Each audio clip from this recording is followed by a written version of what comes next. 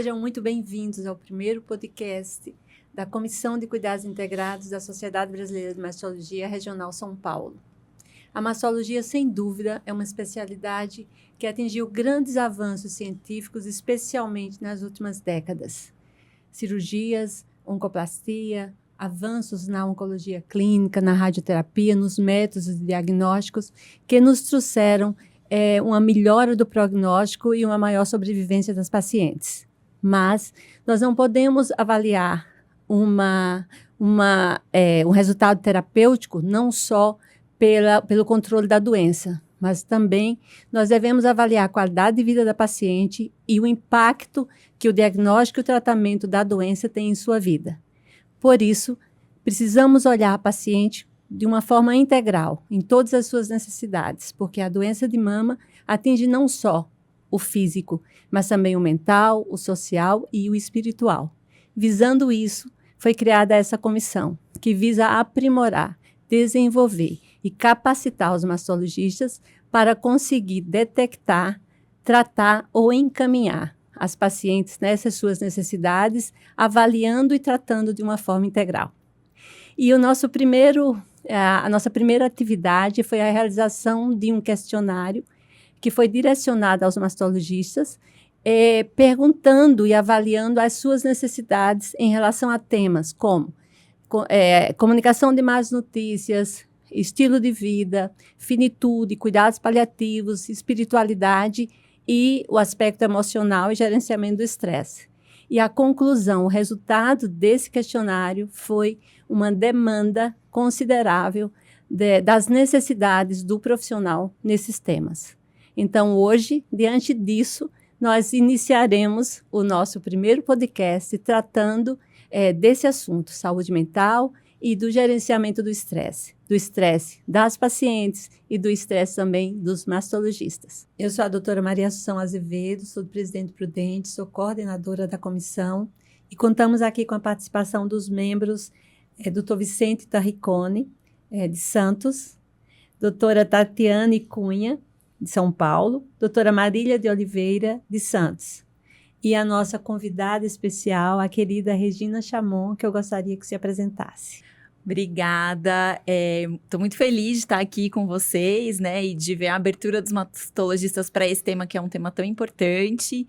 Eu sou médica, a minha formação inicial é em hematologia, mas nos últimos 12 anos eu vim mudando um pouquinho a minha forma de atuação, entendendo a importância desses temas relacionados ao nosso estilo de vida e o impacto disso no tratamento oncológico.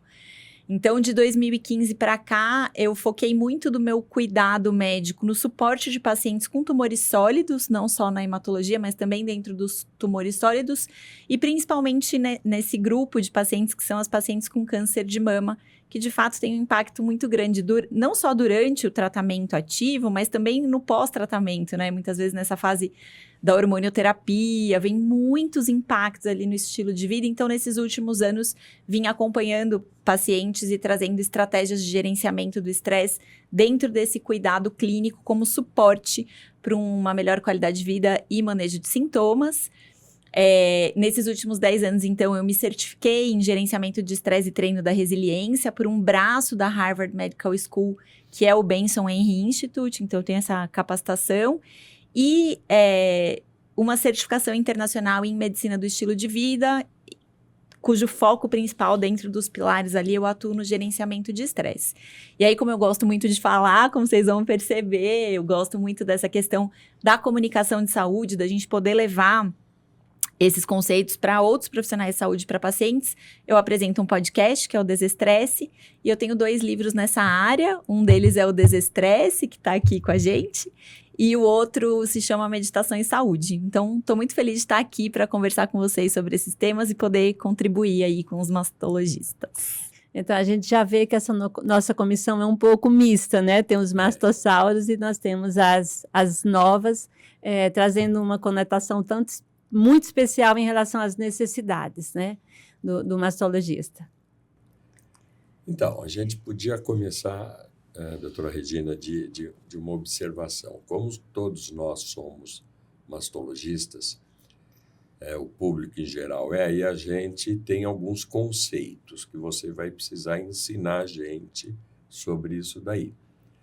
Então, eu sei que o medo é aquela sensação que a gente tem se você estiver num quarto e tem um leão do outro lado. A ansiedade é quando você tem esse mesmo medo, mas não existe o leão.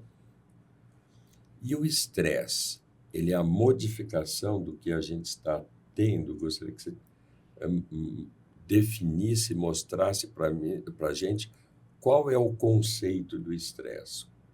Perfeito. Muitas vezes a gente tem essa ideia que o estresse é uma sensação mental, né? Eu tô me sentindo sobrecarregado, uma sobrecarga mental, eu tô exausta, cansada de muito trabalho, então eu me digo estressada. Quando, na verdade, o estresse ele é uma reação fisiológica do nosso organismo. Tanto a sensação de medo quanto a percepção de ansiedade, elas provocam uma mudança nos eixos neuroendócrinos do nosso organismo. Então, essa percepção cognitiva mental, ela faz com que eu tenha ativação de braços do sistema nervoso autônomo, por exemplo, o sistema parasimpático, ele fica muito ativo ante essa percepção de ameaça, de desafio, ou, muitas vezes, de uma necessidade de performance. Quando eu preciso desempenhar, eu também ativo essa resposta de estresse. Toda vez que eu preciso mobilizar energia no meu organismo, energia aqui, gente, estamos falando de ATP, tá? Não estamos falando nada esotérico, não. Então, toda vez que eu preciso de mais ATP para as minhas células funcionarem, eu ligo essa resposta chamada resposta de estresse. Então, tenho ativação do eixo simpático, com liberação de catecolaminas, adrenalina, noradrenalina, e um pouquinho depois tenho ativação de um outro eixo, que é o eixo hipotálamo, hipófise adrenal, com uma grande liberação de cortisol. Essa liberação de adrenalina e cortisol, elas vão fazer o nosso corpo ter um comportamento diferente. Então, eu tenho tensão muscular, o meu corpo está preparado para uma reação física, tem aumento de frequência cardíaca, de pressão arterial, de frequência respiratória. E para que a mobilização de energia se direcione para essas ações, para a gente resolver aquela demanda energética, né? Seja fugir do leão, seja lidar com o pensamento de medo do leão que não existe, ou seja, um desempenho como a gente está tendo aqui agora, né? Essa nossa conversa, ela ativa a resposta de estresse. Então, para que essa mobilização de energia aconteça, eu preciso tirar um pouco de energia de outras coisas. E nisso, todo o processo digestivo, ele fica pausado. Então, a gente tem redução da liberação de saliva, suco gástrico, diminuição de movimento peristáltico. A gente tem redução também de todo o processo reprodutivo. Para poder produzir mais cortisol, a gente desvia recursos do nosso organismo, a gente deixa de produzir hormônios sexuais, por exemplo. Então, a gente tem essa mudança de funcionamento de diversos sistemas no nosso corpo, que no curto prazo é muito bom, né? Se eu tiver, por exemplo, uma infecção viral, essa resposta é muito boa para lidar com a infecção viral, para combater essa ameaça externa que entrou no meu corpo. Agora, quando essa resposta ela vem por algo que não está acontecendo de fato, ou por uma demanda que é muito prolongada, por exemplo, quando ela vem por preocupações, com ações que não estão acontecendo, situações que não estão acontecendo naquele momento, ou quando eu tenho um diagnóstico de uma doença ameaçadora da vida que eu não sei o quanto tempo vai durar, como é o caso de um câncer de mama, essa resposta liga e não desliga mais. E aí é esse estresse prolongado que, de fato, se torna prejudicial para o nosso corpo. Os impactos fisiopatológicos que a gente vê dessa resposta de estresse vêm por conta desse estresse prolongado sem tempo adequado de recuperação. Então, é mais ou menos essa a base fisiológica disso que a gente chama de resposta fisiológica de estresse. Então, os sintomas clínicos, eles vão pertencer à área da anamnese?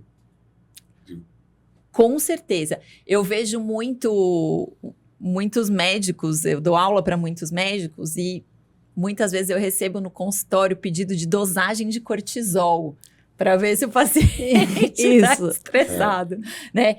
Essa medida, ela não é uma medida que a gente faça na prática clínica. Não existe um exame laboratorial hoje em dia que a gente faça para identificar o estresse, né? E isso se faz em contextos de pesquisa clínica, a gente até mede cortisol salivar, mas para a nossa prática médica cotidiana, essa não é uma abordagem. A gente tem, sim, uma série de escalas que nos ajudam a mensurar isso. Por exemplo, escala de estresse percebido, é uma escala que a gente tem até validação no português já. A gente tem uma outra escala de sobrecarga alostática, que é investigação clínica, né? É sintoma clínico, é sinal de desequilíbrio desses nossos sintomas, desses nossos sistemas. Lembrando que esse é um diagnóstico, não é nem um diagnóstico, né? Mas é uma condição de exclusão, porque os sintomas são muito inespecíficos. Sensação de taquicardia, distúrbio do sono, dores musculares de longa data, sensação de preocupação, irritabilidade. Então, a gente primeiro faz uma investigação de várias outras doenças que podem causar tudo isso. E se a gente não tem nenhuma doença, a gente atribui isso a uma fisiologia do estresse que está desregulada, né? É isso. E esse papel, Regina, na gênese das doenças, né? Porque a gente, especialmente o câncer de mama, apesar de todos os avanços, nós temos um aumento crescente da doença e nós temos um aumento também da mortalidade. E nós trabalhamos muito na mastologia com diagnóstico precoce, mas não com a prevenção primária. E a gente sabe que a prevenção primária nós temos um fator extremamente importante, que são os hábitos de vida. Então, nós temos a medicina de estilo de vida, que realmente, essa mudança de hábitos, ela realmente previne o câncer de mama em mais de 30%. Então, e na medicina de estilo de vida, nós temos os pilares, né? De alimentação, de atividade física, conexões, os vícios, o estresse, o sono. Então, nós sabemos que o estresse tem esse papel fundamental também para ajudar na gênese das doenças crônicas não transmissíveis, como o câncer, não é isso? A gente tem, principalmente... primeira coisa que é importante a gente dizer, não existe hoje em dia, na arte da ciência que a gente tem hoje, a gente não tem uma associação direta entre estresse e câncer de nenhum tipo. Essa associação hoje a gente não faz. Mas a gente tem muitos fatores, o câncer é essa doença multifatorial, e a gente tem muitos fatores nos quais o estresse pode contribuir para o desenvolvimento do câncer. A primeira coisa são os hábitos, como você falou. Se a gente tem uma sobrecarga prolongada de estresse, a gente tende a buscar formas de descompressão, de aliviar aquela sensação de estresse. E essas formas, elas podem muitas vezes cair na alimentação, e com isso obesidade aí sim como um fator mais presente, sedentarismo, consumo de substâncias tóxicas, álcool, né? Muitas vezes a gente está estressado e aí você vai fazer um consumo de álcool para relaxar. E esse consumo começa a ser grande.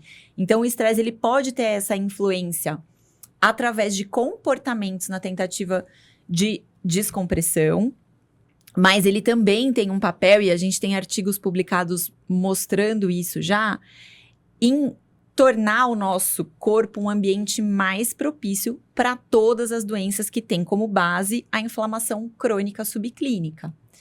Nessa desregulação da fisiologia do estresse, o que acontece é que a gente tem uma redução de receptores de glicocorticoides.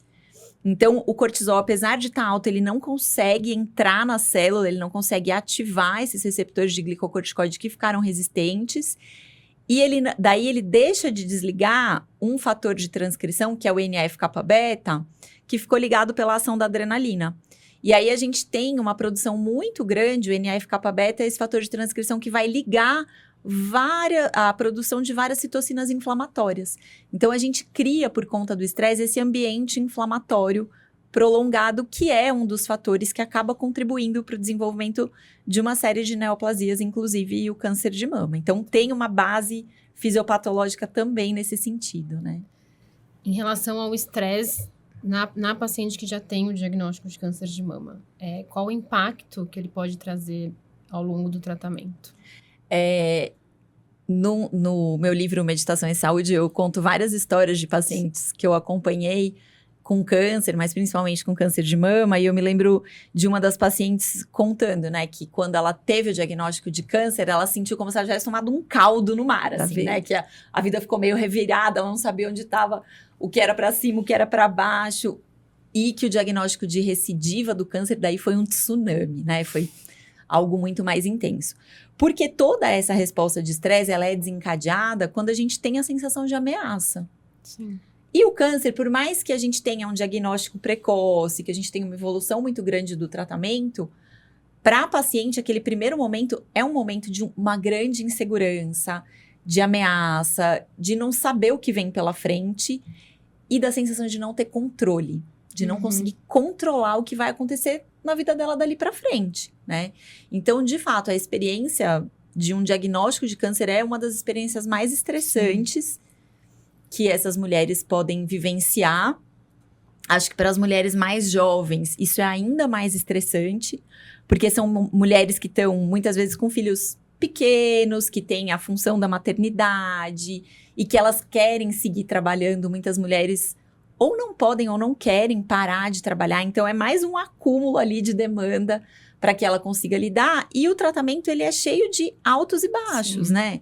Então, a recuperação, a quimioterapia, a radioterapia, cada fase do tratamento do câncer de mama vem com novos desafios. Isso faz com que essas mulheres estejam o tempo todo ali com essa resposta de estresse mais intensa. E aí a gente vê um agravamento dos distúrbios do sono, que já são comuns dentro do tratamento oncológico, mas eles podem se agravar. Uma incidência muito grande de ansiedade, transtorno depressivo, que são sintomas que, de uma forma ou outra, eles acabam piorando a qualidade de vida ao longo do tratamento. Sim. E acrescentando ali uma demanda maior, muitas vezes para o médico que está acompanhando essa paciente, mas o que eu percebo é que a paciente, ela resiste um pouco a reconhecer esses sintomas, né? Então, às vezes, a gente faz um diagnóstico que é um pouco tardio dessas condições todas. Então, eu acho que é importante a gente estar com esse olhar e a gente não só oferecer o tratamento modificador de doença, ou o tratamento vai estabilizar aquela doença durante um período prolongado, mas também a gente trazer recursos que ajudem a paciente a lidar com toda esse novo momento e essa insegurança, a incerteza do que vem pela frente, né? Para que ela possa ter uma qualidade de vida melhor, ter uma melhor recuperação dos efeitos do tratamento, esse aumento prolongado do cortisol que a gente tem por conta do estresse crônico, ele tem um impacto também de desregulação do nosso sistema imunológico. E a gente vê, por exemplo, muita dificuldade de cicatrização de ferida. Então, imaginando que você está fazendo ou uma primeira cirurgia, uma reconstrução, enfim, qualquer procedimento cirúrgico ali naquela mama, se a gente tem um corpo que está com cortisol muito elevado, vai ter uma dificuldade de cicatrização daquela ferida cirúrgica. Essa paciente vai ter uma dificuldade se ela fez uma leucopenia, teve um quadro infeccioso, vai ter uma dificuldade de recuperação do quadro infeccioso. Então, a gente vai acrescentando elementos ali, né? Intercorrências clínicas que poderiam ser evitadas se a gente conseguisse dar um contorno um pouquinho maior para esse cuidado. Eu tive uma experiência, eu tive um câncer aos 46 anos. E um dos maiores impactos é a mudança de rota, né? Eu li no seu livro e achei até...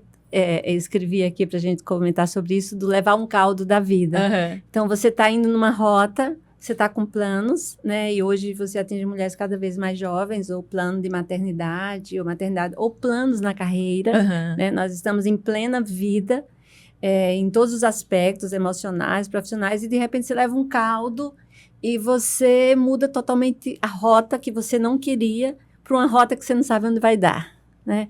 Então, você entra no caminho que você não sabe onde vai chegar, com todas as inseguranças, com todas as incertezas e com todas as indefinições. Então, tudo depende. Então, você vai depender desse exame, vai depender disso. E, além de você não ter o controle mais da tua vida, mudou, você fica totalmente dependente, né, de um tratamento, de uma doença, impacta muito a manipulação, faz exame, faz isso, faz aquilo, você vira um voodoo, né, vai para lá, vai para cá, e uma das coisas que mais me impactou é que você vira uma doença. Então, ninguém me perguntou, você está dormindo? Você está comendo? Você está com medo? Né? Quais são uma das coisas que eu pergunto muito para as pacientes quando eu dou o diagnóstico? O que vem primeiro na sua cabeça? Qual o seu medo? Porque umas é medo de morrer, outras é medo de não criar os filhos, outra é medo do cabelo cair, outra é o medo do sofrer. De perder a mama. Então, cada um tem um medo, né? E isso não foi visto, né? Então, você é tratada como uma doença, né? Querem eliminar o tumor. E isso causa, geralmente, muito, muito, muito estresse. Mas eu acho que o maior estresse é essa indefinição.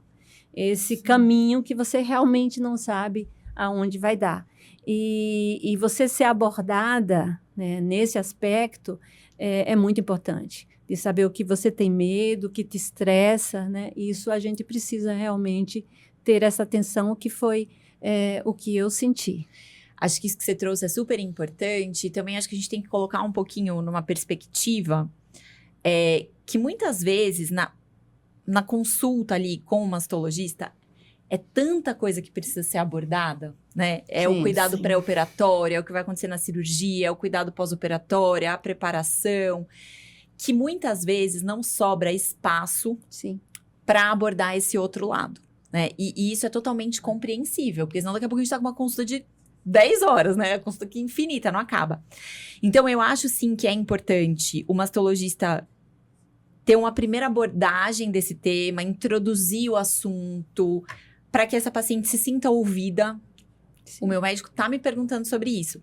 Mas, muitas vezes, a condução do restante desse caminho, ele não precisa ser feito todo pelo mastologista. A gente pode ter uma equipe que está conversando, que está integrada, que está todo mundo trabalhando junto, mas que tem um profissional que é o profissional que vai ter esse olhar, que a consulta dele é dedicada a isso, que é um pouco o que eu venho fazendo nos últimos anos, né? Então, eu tenho muito contato com mastologistas e oncologistas, e a gente faz essa ponte o tempo todo. Essa paciente aqui não está conseguindo dormir. Regina, como é que você pode contribuir? E aí, na minha consulta, ela vai ser dedicada a olhar para isso, a olhar o medo, a olhar a insegurança. Então, eu acho que cada vez, dentro do cuidado do câncer de mama, essa equipe multidisciplinar integrada, ela ganha ainda mais importância. Né? Porque hoje em dia não basta sobreviver. Sobreviver a gente já sabe que a paciente tem uma grande chance. Mas é como ela vai viver esse período. E aí a gente está todo mundo trabalhando junto nesse contexto. Né? Então, eu acho que isso é um dos objetivos da nossa comissão. É de detectar, é de entender essas necessidades e de direcionar, né, fazer com que essas necessidades sejam atendidas por uma equipe, por alguém que seja capacitado, por uma equipe interdisciplinar.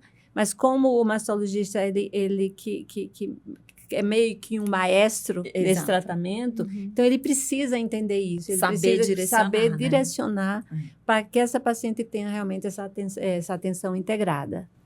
Na sua vivência, doutora, você achou diferença entre o estresse da paciente oncológica da mastologia de outras doenças? Ele é diferente, ele é mais perceptível, ele não é? Tem o impacto do estigma da doença, do estigma do nome, ou a gente considera como um cardiopata, um diabético grave? Não, eu acho que o impacto da palavra câncer ainda é muito grande na pessoa que recebe esse diagnóstico, né? Por mais que a gente saiba hoje que, sei lá, 90% das mulheres com câncer de mama precoce vão sobreviver, ainda assim, quando ela ouve a palavra câncer, parece que o resto não ouve mais. A partir do câncer ali, nada mais entra, né? Então, eu vejo que tem, sim, esse estigma muito grande, tem essa diferença. Da minha experiência clínica, o que eu sinto é que quanto mais jovem a mulher, mais isso pesa, mais isso gera essa sensação de estresse e de insegurança dali para frente, de imprevisibilidade. E uma coisa que eu acho diferente de outras doenças também a mulher e o homem, elas têm reações diferentes frente ao estresse. A gente tem fisiologias diferentes no corpo da mulher e no corpo do homem.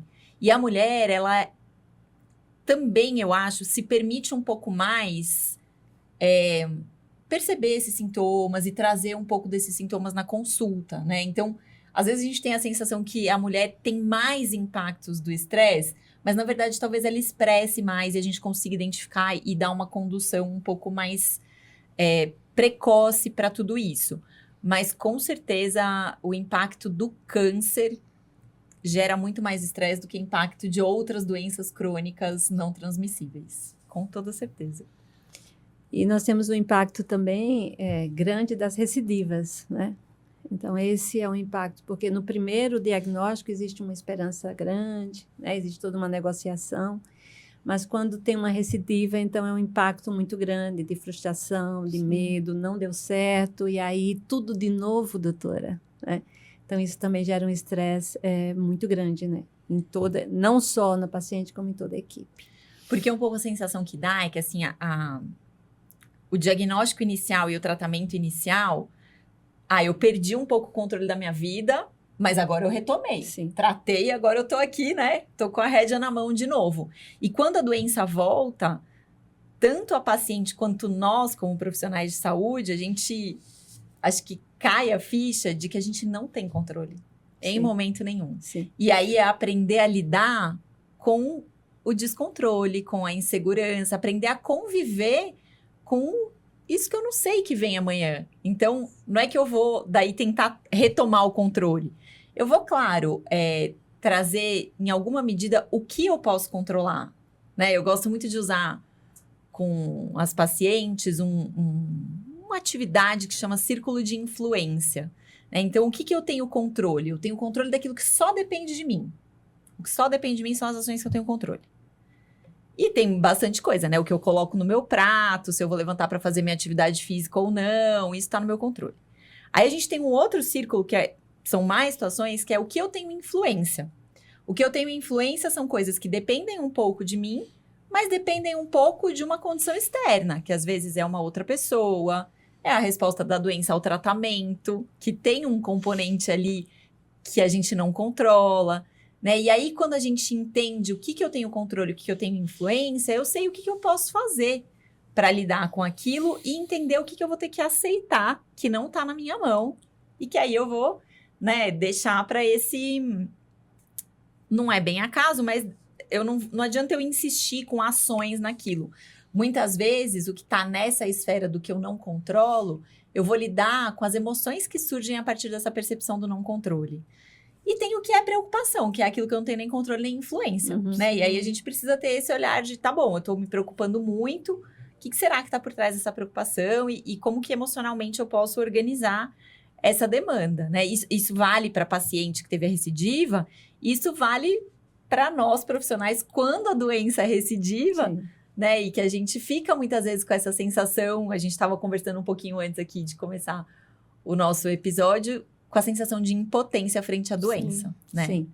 Então, também entender até onde a gente pode ter uma ação e a partir de onde a gente tem que trabalhar essa questão da aceitação e do desconforto emocional que vem mesmo, né? Tatiane? Queria fazer uma pergunta, já também puxando o gancho, né, sobre isso, que lá no livro você fala sobre o modelo de abordagem SER, que é para o gerenciamento de estresse. Você pode falar, assim, resumidamente para a gente como que é essa ferramenta? Claro. Então, complementando a pergunta, até agora a gente viu, e o tratamento? Vimos o problema. E o tratamento? Será que isso tem aí. solução? Isso. Esse problema.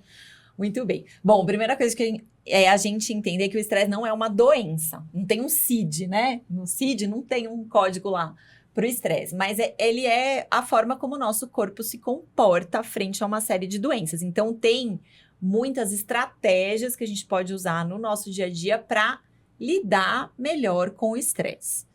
A primeira estratégia é a gente entender que o estresse não vai sumir da nossa vida. E a gente nem quer que isso aconteça, porque é uma resposta de sobrevivência no final das contas, né? Mas que sim, a gente precisa ter estratégias no nosso dia a dia para reduzir esse estresse que é o que nos adoece, que é o estresse crônico. Então, no livro, eu organizei esse conhecimento todo dentro desse acrônimo que é o SER, em que a gente tem 3 pilares para o gerenciamento de estresse. Um pilar que é esse S, que é ter um sistema de estresse saudável. O que quer dizer isso? Quando eu preciso dessa resposta, rapidamente o meu corpo consegue ligar, mas quando eu não preciso, isso desliga rapidamente também. Então, é o melhorar o estresse de adaptação, que na literatura médica, às vezes, a gente lê como eustresse, e reduzir o estresse tóxico, que é esse estresse prolongado, que está associado a uma série de patologias, que a gente, em alguns artigos, lê como distresse. Isso a gente consegue fazer, por exemplo, com atividade física, que vai ensinar meu corpo a entrar na resposta de estresse e a sair. Então, o exercício físico é uma excelente forma de ligar esse estresse positivo. A gente pode fazer isso também entendendo quais são os meus sinais de alerta, quais são as situações da minha vida que me geram estresse e será que dessas situações, algumas eu posso simplesmente eliminar da minha vida? Outras eu posso delegar? Outras eu vou realmente ter que enfrentar e aí eu me preparo para isso? Então, a gente tem um sistema de estresse saudável, está um pouquinho relacionado com esse reconhecimento do estresse e limitação do estresse crônico para que ele não nos adoeça. O segundo pilar, o E, que é o estímulo ao descanso profundo, é a gente ligar no nosso corpo o contraponto fisiológico da resposta de estresse. Ao mesmo tempo que a gente tem essa resposta de estresse, que é um sistema simpático mais ativo, frequência cardíaca acelerada, frequência respiratória acelerada, a gente também tem um outro braço do nosso sistema nervoso autônomo, que é o sistema parasimpático. Então, a gente tem uma série de atividades que ligam esse sistema, e muitas delas são atividades bastante conhecidas, né? Então, a gente tem práticas, várias técnicas de respiração que nos ajudam a entrar nesse sistema por conta da mecânica respiratória mesmo, né? Quando a gente faz uma respiração que é mais diafragmática, a gente estressa os receptores mecânicos da base do pulmão e isso ativa terminações do nervo vago que estão bastante aqui na base do pulmão. Então, a gente liga esse sistema parasimpático através da respiração diafragmática, práticas que a gente conhece como práticas mente-corpo, yoga, tai chi chuan, também induzem essa ativação maior do tônus parasimpático. Algumas práticas, para quem tem uma tradição religiosa, oração, práticas relacionadas com a espiritualidade também podem ter essa função. Prática de meditação. Então, a gente tem ali um amplo cabedal de práticas que ligam a nossa resposta de relaxamento, que é esse contraponto fisiológico da resposta de estresse. E o terceiro pilar, que são os recursos de adaptação, é a gente tornar o nosso corpo um sistema mais capaz de lidar com o estresse imprevisível. Como que a gente faz isso? Através de um sono de qualidade. Durante o sono, a gente tem um artigo muito interessante que ele investiga, ele divide as pessoas em 2 grupos. Um grupo tem uma noite de sono 8 horas, um sono normal. O outro grupo passa a noite em claro. E no final do dia seguinte, os pesquisadores mostram algumas imagens que têm um cunho emocional um pouco mais significativo. E a gente vê um aumento da resposta da amígdala cerebral em 60% quando a gente fica uma noite sem dormir. A amígdala cerebral é o que começa a resposta de estresse no nosso organismo. Então, de fato, quando a gente não tem um sono reparador, o nosso corpo ele tende a gerar uma resposta fisiológica de estresse mais intensa. Então, dentro desses recursos de adaptação, um sono de qualidade, uma alimentação que ofereça para o nosso corpo tudo que ele precisa para a produção de neurotransmissores, enfim, de tudo que a gente precisa para funcionar bem. Dentro desses recursos de adaptação, muito importante também, rede de suporte, a gente mapear a nossa rede de apoio, entender na hora do estresse com quem é que eu posso contar. Para uma questão mais prática, eu vou precisar fazer, sei lá, vou ficar internada 5 dias porque eu tenho que fazer uma mastectomia. Quem vai ficar com os meus filhos? Quem vai cozinhar em casa? Quem vai dar esse suporte mais prático, né? Ou, hoje eu acordei me sentindo meio triste, eu tive uma complicação da cirurgia, eu não queria que isso acontecesse. Quem é o ombro amigo para quem eu vou ligar e chorar minhas mágoas, né? Então, a gente rastrear quem é da nossa rede de apoio e com quem eu posso contar em cada momento é super importante. E acho que ainda dentro dessa nossa rede de apoio, a rede de apoio profissional mesmo, né? Então, uma vez que eu adoeci, quem são os profissionais de saúde com quem eu vou acompanhar, para quem eu devo me reportar se eu tiver uma neutropenia febril, se eu tiver uma intercorrência da cirurgia, se eu tiver, sei lá.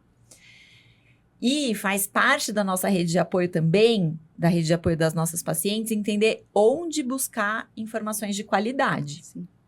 Porque uma coisa muito estressante no tratamento oncológico é essa enxurrada de informações que vem via mídias sociais, via grupos de pacientes que podem ser muito legais, mas podem, às vezes, cair num lugar um pouco catastrófico ali de informação, né? Então, também essa paciente entender onde que está a informação que eu devo buscar, quais são os locais que eu vou buscar quando eu precisar saber sobre como eu vou lidar com a queda de cabelo durante o tratamento, como é a higienização do alimento durante o tratamento, enfim. Então, acho que isso também é bastante importante. E é isso, né, gente? É um universo que a gente pode mergulhar aí profundamente, mas acho que entender para cada paciente qual desses pilares faz mais sentido naquele momento e como que eu, dentro do que eu tenho de repertório, posso apoiar essa paciente, né? Sim. Você está falando dessa abordagem C, e aí eu fui pensando no dia a dia do mastologista, né? Então, se a gente fosse usar isso como estratégia, um consultório de mastologia, nós saímos a atender 10 pacientes, e num diagnóstico de câncer, num diagnóstico de recidiva, é um estresse agudo, né? Sim. Então, a gente precisa, depois de um dia desse cansativo, depois de tantos, a gente precisa saber como relaxar, né? Como descansar e também como se adaptar aos estresses do imprevisto, né? Das recidivas. Então, essa abordagem C, ela vem muito ao encontro das nossas necessidades como mastologista, porque é extremamente emocional, né? Tanto para o paciente como para o profissional. Então, achei muito interessante. Você foi falando e eu fui pensando no nosso dia a dia. E só um pouquinho, Vicente, só para fazer uma pergunta, em como que a gente pode evitar o estresse da fadiga da compaixão. Né? Eu queria que você falasse um pouquinho dessa fadiga da compaixão e o que a gente pode fazer para evitar. A gente tem até muita polêmica com esse nome, né? Fadiga de empatia, fadiga de compaixão. Porque muitos teóricos entendem que a compaixão é a gente colocar a nossa empatia em ação, com uma limitação, sabendo o que é do outro e o que é meu, né? Até onde eu posso contribuir, até onde eu não posso. Então, tem teóricos que dizem que se a gente realmente está trabalhando na base da compaixão, a gente não entraria nessa fadiga, porque eu entendo que nem tudo que o outro está vivenciando eu vou poder tomar conta, né? Mas, enfim, isso é algo que nos pega mesmo, né? O sofrimento vicário, que é ver o outro sofrendo, sim, e a gente se coloca no lugar daquela pessoa e a gente, poxa, sofre junto, né? Então, eu acho que muito essa percepção do que eu controlo e o que eu não controlo é importante. Acho que é muito importante para nós, como profissionais de saúde, a gente se dedica intensamente à nossa profissão. Então, acho que também é muito importante para que a gente atinja esse equilíbrio, entender quais outras áreas da minha vida são importantes e que eu preciso nutrir para que eu não vivencie só as coisas boas, mas também as coisas difíceis da minha profissão. Então, quais são esses outros lugares que me alimentam? Para algumas pessoas vai ser a família, para outras pessoas vai ser, sei lá, uma viagem, estar em contato com a natureza. Mas como é que eu olho para o meu dia a dia e entendo se tem espaços na minha vida que não são apenas trabalho? Ainda mais hoje em dia, que ficou muito fácil a gente levar o trabalho para casa, né? A gente está acessando o tempo todo e-mail, WhatsApp. Então, não existe um momento em que a gente se desconecta realmente do trabalho para descansar o corpo e a cabeça. Parece que o tempo todo a gente está meio ali em alerta, esperando o que vai vir, né?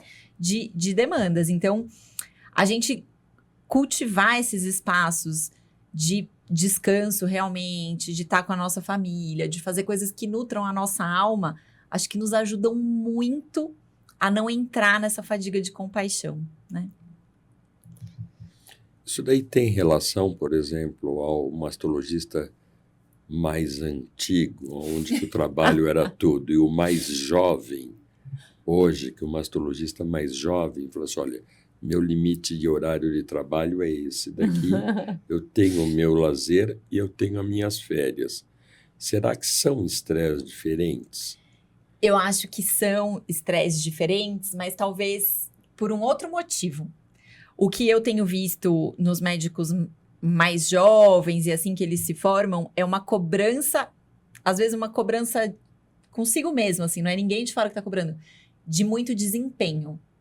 E aí, nessa cobrança do desempenho, mesmo que se coloque um limite de horário, isso acaba sendo extremamente estressante.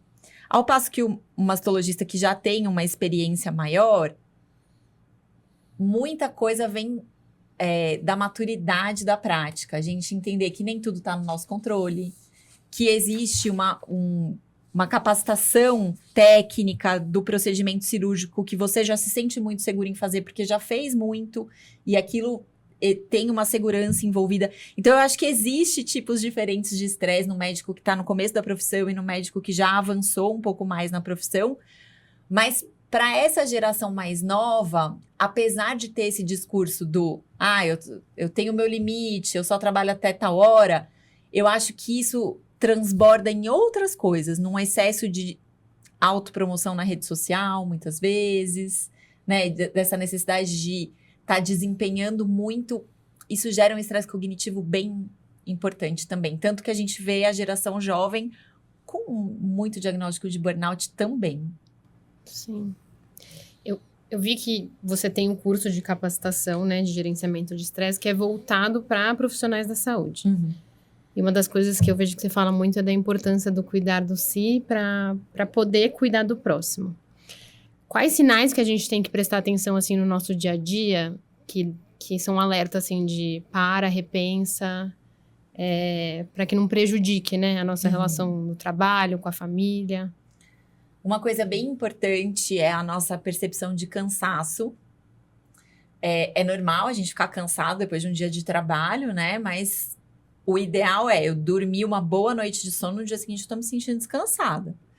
Então, se eu tenho uma noite de sono com um número de horas que seria suficiente, eu sigo me sentindo cansada, ou um final de semana não é suficiente, ou eu saio 15 dias de férias e ainda assim eu tô cansada, esse é um sinal muito importante de que a gente pode estar entrando num caminho de esgotamento, né? Um outro sinal que é bem patognomônico de que a gente está indo por esse caminho é quando a gente vai perdendo gosto pelas coisas que antes a gente gostava de fazer. Então, a gente deixa de querer estar com as pessoas que a gente gosta, a gente deixa de fazer atividades que a gente gostaria de fazer, ou porque esse tempo ele é dedicado ao trabalho, ou porque a gente até tem o tempo, mas a gente está tão esgotado físico, ou às vezes até mentalmente, que você não quer ver ninguém. Né? Então, esse perder o prazer nas coisas simples e que antes a gente gostava de fazer também é um sinal importante. E um outro sinal é quando a gente vai deixando de lado o nosso próprio cuidado. Então, começa a pular refeições, porque não dá tempo de comer, ou come qualquer coisa. A gente deixa de fazer o nosso exercício físico, porque, eu preciso ir mais cedo para o hospital para operar fulaninho de tal que entrou aqui. Se é uma urgência, eventualmente, tudo bem, mas se aquilo começa a virar a sua rotina, isso se torna um problema, né? Sim. Ou, não, eu preciso só mandar mais um relatório aqui para o convênio, então eu vou dormir mais tarde hoje para terminar esse relatório que eu tenho que terminar. Ou para preparar a aula que amanhã eu tô com 6 dentes, né? Então, a gente vai comendo os nossos espaços de cuidado para dedicar isso ao trabalho. Então, acho que esses 3 pontos, assim, são pontos, sinais de alerta bem vermelhos, assim, para a gente se observar. E uma coisa que depois de um tempo, assim, eu pelo menos comecei a observar, é que nos dias que eu tô mais cansada, eu tenho menos paciência com os pacientes. Com Sabe? certeza. Então você tá ali na frente do paciente e fala, não acredito que essa pessoa vai me falar de novo disso. Tiramos um tumor enorme, a mulher tá viva, vai falar do cabelo que caiu, né? Então, a gente pensa essas coisas dentro da gente. Então, essa sensação de impaciência, de falta de espaço mesmo para absorver a demanda do outro, ela pode ser um sinal de que a gente chegou no nosso limite de cuidado. E aí, a gente precisa dar um passinho para trás, se reorganizar, para daí estar disponível de novo para o cuidado, sabe? Isso também é a insatisfação com a profissão e a falta de sentido, né? O que eu estou fazendo aqui, né? O que realmente estou fazendo a diferença ou não. Então, esse é um dos sinais também, né, de Regina, de burnout. Também é um sinal importante de burnout. Às vezes a gente acha que está na profissão errada, mas na verdade a gente só está cansado, né? Só está precisando descansar.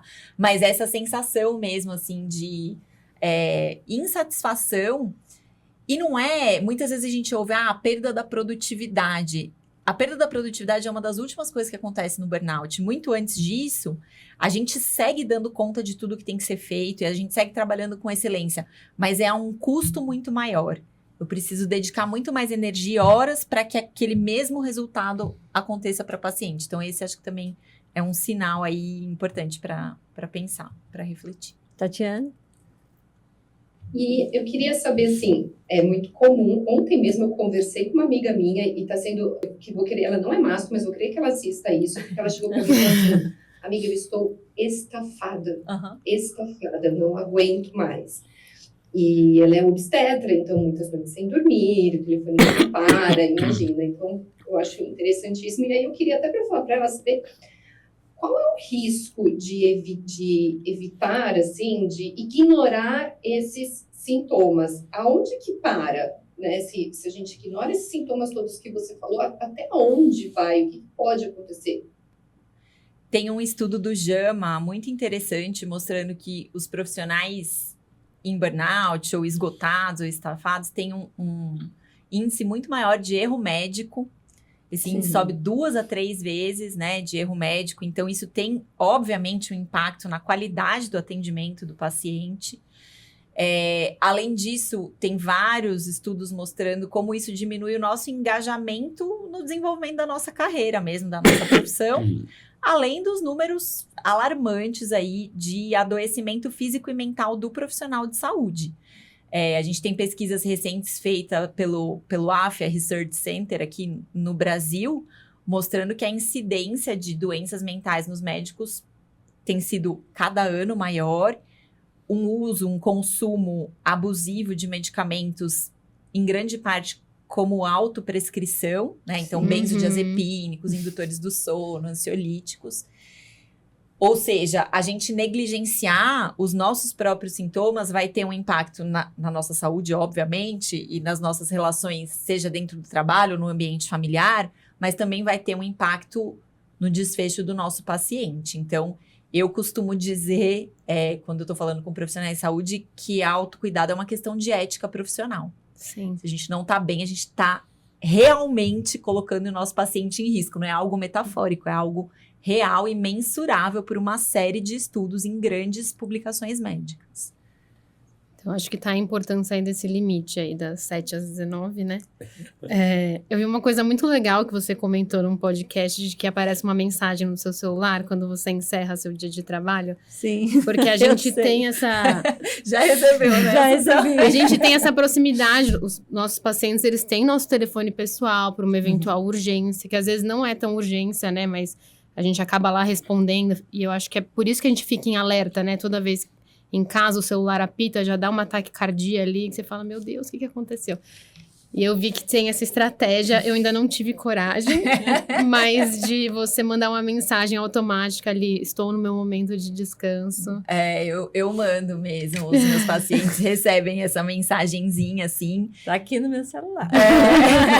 O descanso é importante, eu tô descansando, Sim. aproveita para descansar também. Mas se for algo urgente, busque um pronto-socorro, tem esse adendo ali na Sim, mensagem, né?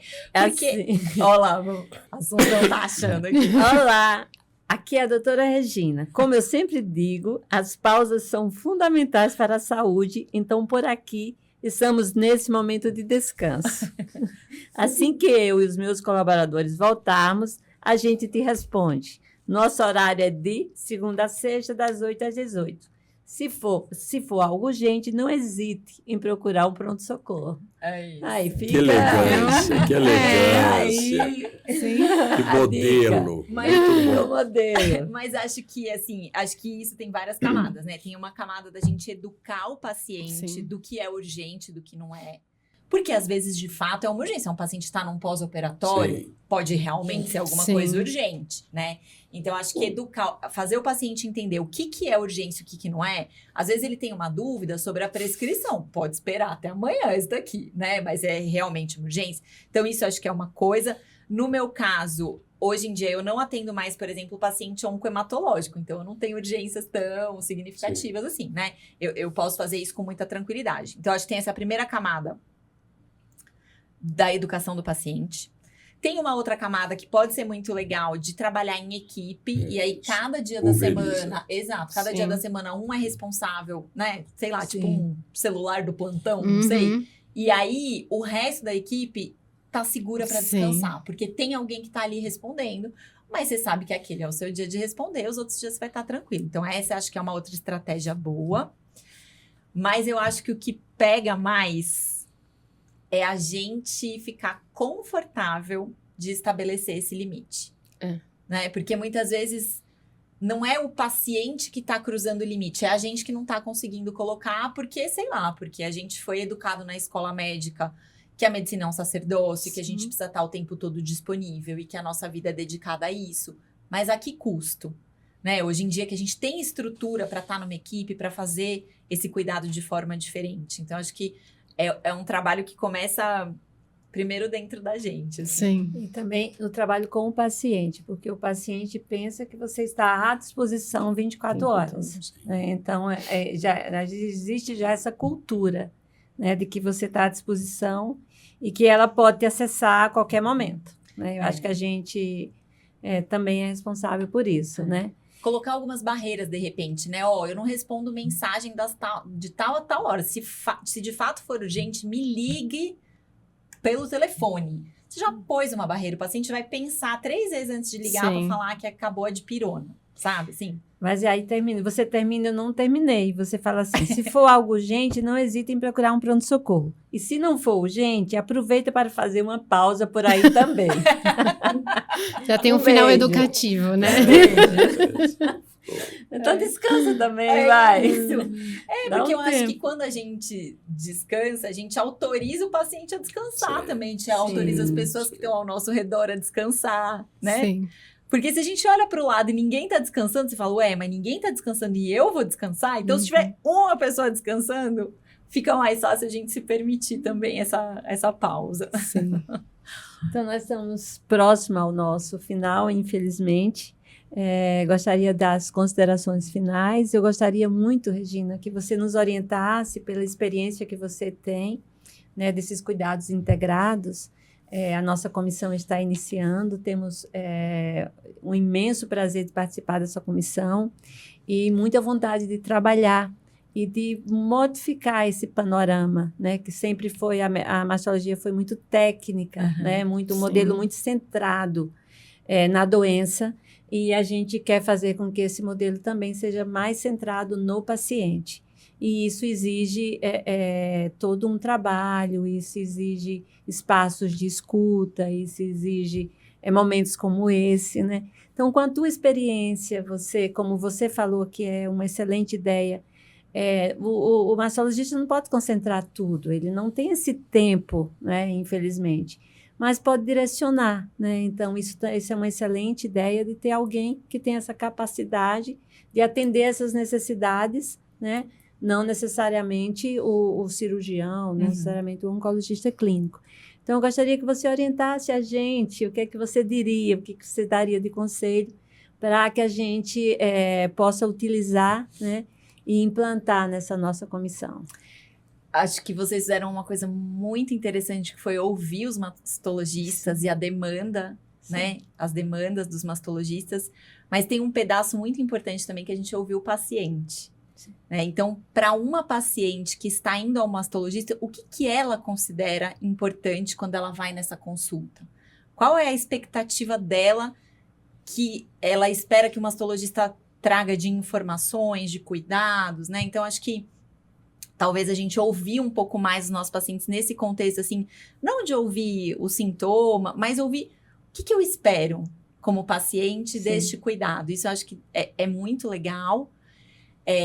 De alguma forma vocês trazerem aí para a comissão, e eu acho que também a gente, dentro dos nossos consultórios, né, cada um de nós, entender quem são aqueles profissionais que pensam a saúde parecido comigo, né? Quem é a psicóloga que pensa mais ou menos do jeitinho que eu penso? Porque aí eu sei que ali vai ter um ponto de conexão e minha paciente também vai conectar com ela. Quem é a fisioterapeuta que faz um trabalho muito legal com drenagem linfática e reabilitação pós-operatório?